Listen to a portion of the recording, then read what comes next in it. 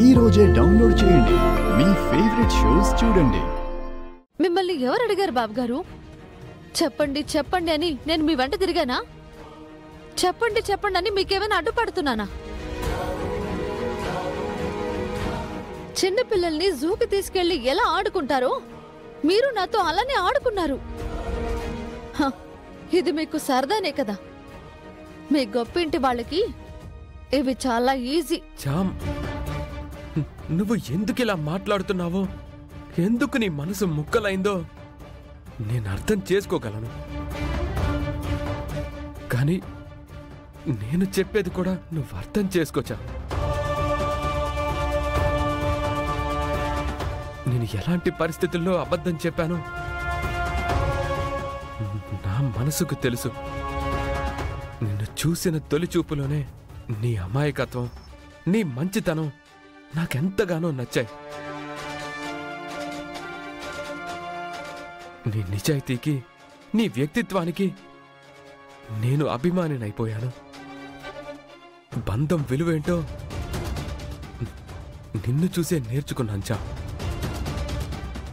చెప్పాను కదా, నీకు దగ్గరవ్వటం కోసమే అబద్ధాలు చెప్పాను తప్ప నేను ఎవరో చెప్పకుండా నిన్నేదో మోసం చేయాలన్న ఉద్దేశం నాకు లేదు చా. ఇప్పుడు మీకు తెలిసినట్టు నాకే పని లేదు.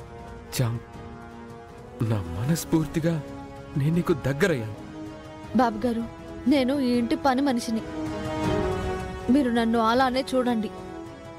మీకు నిషాతో నిశ్చితార్థం జరిగింది. మీ హద్దుల్లో మీరుండాలి. చామ్, ఈ మాటలే నాకు నచ్చడం లేదు.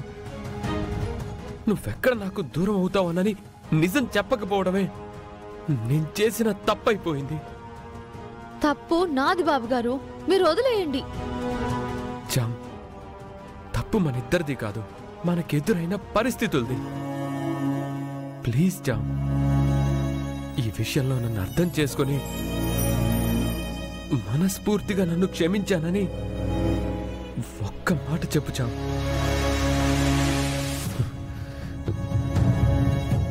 లేదంటే నేను అనుభవిస్తున్న ఈ గిల్టీ ఫీలింగ్ నా మనసులో మోయలేకపోతున్నాను. అయ్యయ్యో, ఇంత పెద్ద పెద్ద మాటలు మాట్లాడకండి బాబు గారు. నేను మిమ్మల్ని క్షమించేంత తప్పు మీరేమీ చేయలేదు. ప్లీజ్ జా, ఆ ఒక్క మాట చెప్పు. ప్రేమ్ బాబు, అమ్మగారు ఇటే వస్తున్నారు. ఇక్కడి నుంచి వెంటనే వెళ్ళిపోండి. వస్తే రాని చందు. చూడు, క్షమించమని అడుగుతుంటే మాట్లాడటమే లేదు. ఏముందో అదే మాట్లాడగలం కదత్తా. చామంతి, ప్రేమ్ బాబు అడుగుతున్నాడు కదా, క్షమించానని ఒక్క మాట చెప్పొచ్చు కదా. ఉన్నదే చెప్పగలనత్తా. నీకు అర్థమైందే చెప్తున్నావు గాని నన్ను అర్థం చేసుకొని మాట్లాడడం లేచా. ఓహో, అలాగా బాబు గారు. మీరు నా స్థానంలో ఉండి ఆలోచించండి, అప్పుడు మీకు అర్థమవుతుంది నా బాధ.